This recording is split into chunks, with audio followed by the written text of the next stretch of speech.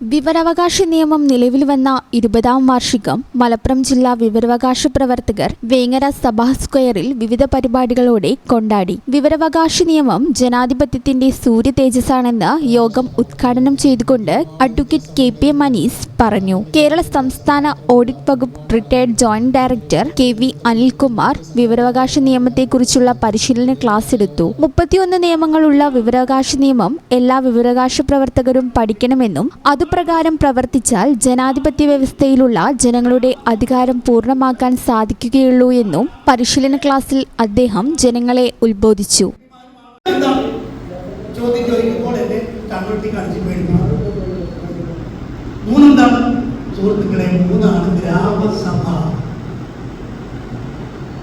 ജനങ്ങൾ തീരുമാനിക്കും.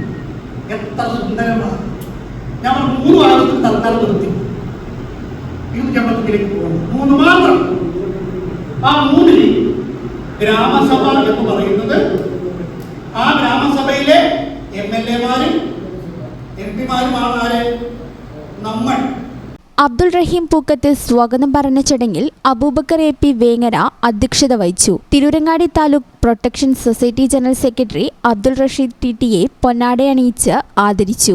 Jafar KP, Abdul Razak, Shaji Parappanangadi, Aslam Peruvallur, Karthiyani teacher, Zubair PP, Mubashira PK, Rafi Paruthipara എന്നിവർ പ്രസംഗിച്ചു.